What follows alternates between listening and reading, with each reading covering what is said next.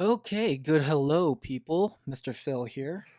I'm going to talk about a really quick concept today, and it has to do with adding and subtracting of fractions. I just made a video on the basics of fractions, learning how to reduce, change improper fractions to proper, vice versa. But the real challenge in fractions, I think, comes when you have to start adding and subtracting fractions. I'm just going to write a random example just to show you here what a problem might look like. 1/2 plus 1/3.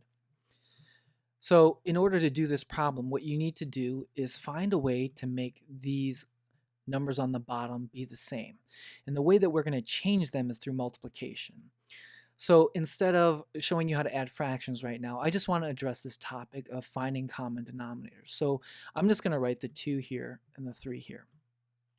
And what we're going to try and do is think of what multiple, and that's a keyword multiple, can 2 and do what multiple do 2 and 3 have in common?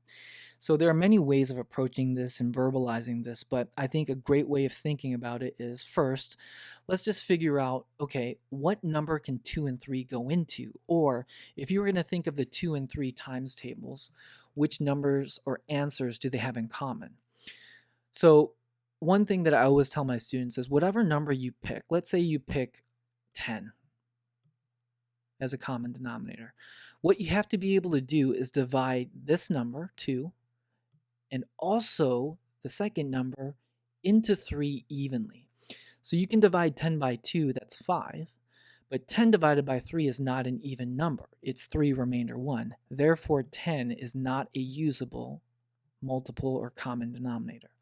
Instead, the common denominator for 2 and 3 is 6 because you can divide 6 by 2 and 3 evenly with no remainder. Also, 6 is the smallest number or multiple that contains this property for 2 and 3. You can use 12. 12 works because you can divide 12 by 2, you can divide 3 by 2, you can also use 18, so on and so forth. But you always want to use the smallest denominator possible, just because it'll keep your numerator smaller, it'll make adding or subtracting easier, and therefore at the end you might not have to reduce, or it'll help you save a couple steps at the end of reducing or simplifying. So how do we find these multiples? So what is a quick way? So the one thing I like to do with students is you start off with smaller numbers. A lot of the times you're going to be able to just multiply them. So what I tell students is if 2 and 3 do not have any common factors, you just multiply them to get the common denominator. But if we have bigger numbers, let's say we use like 4 and 10, what I tell students to do is first check to see if 4 can go into 10 evenly.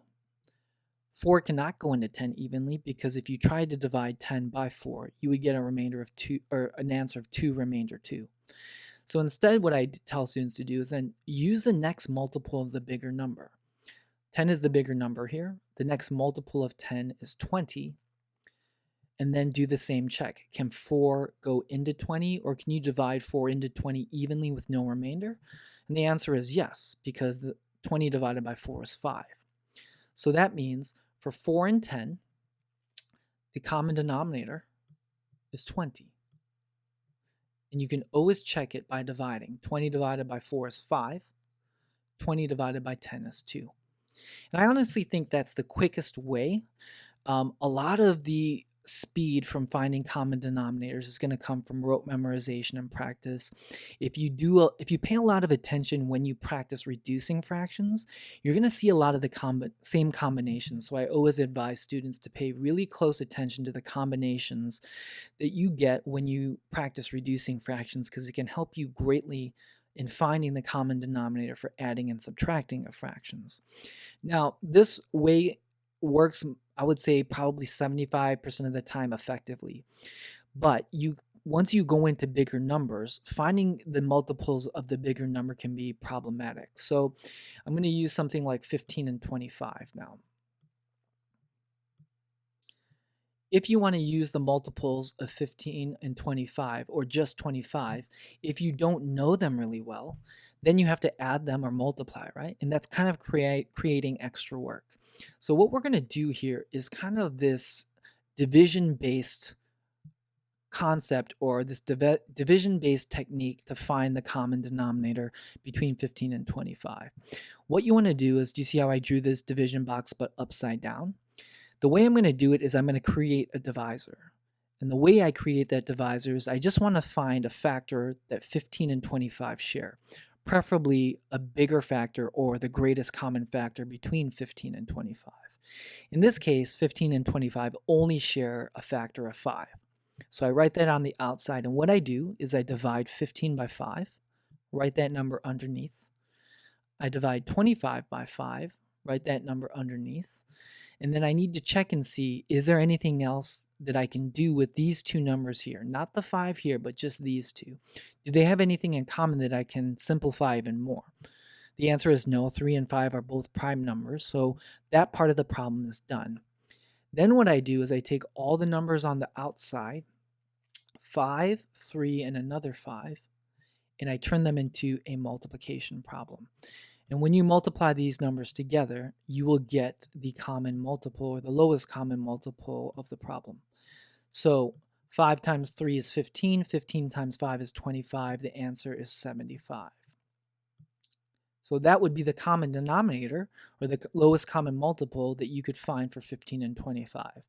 If you use the method that I mentioned above, what you would do is say, let's do it over here, 15 and 25. You would say, okay, 15, can it go into 25 evenly with no remainder? No. The next multiple is 50. Can 15 go into 50 evenly with no remainder? No. The closest multiple is 45, 15 times 3. So we need to do the next multiple of 25, which is 75. And then you would divide 15 into 75. Now, this is where you can see with a bigger number, it's harder to check that because you might actually have to write a division problem out. So it's completely up to you to decide which method you want. I would say the smaller the numbers are, this method that I mentioned first, with just using the multiples of the bigger number, is probably the quickest and will be the easiest. But the bigger the numbers get, you don't want to rely on too much mental math to find the common denominator, because this is the first step that you're going to do with addition and subtraction. So even though it's the most crucial, because you won't get the right answer unless you use the common denominator in the beginning, if you do this step wrong from the beginning or use the wrong common denominator, you will not get the problem right, even if you do all the rest of the steps right. So unless you run into some kind of crazy coincidence, which sometimes happens in math. So I would say pick between these two methods, or find a way to devise a system to recognize which method to use, because that will just create even more speed and efficiency for you when you're doing these type of problems. So I would say put these methods into practice. This is definitely something you need to workshop. Number sense is going to come into it. So practice these as much as you can until you find a way to get really quick with them. I hope these ideas help you and elevate your confidence. I wish you the best of luck, and I will talk to you soon.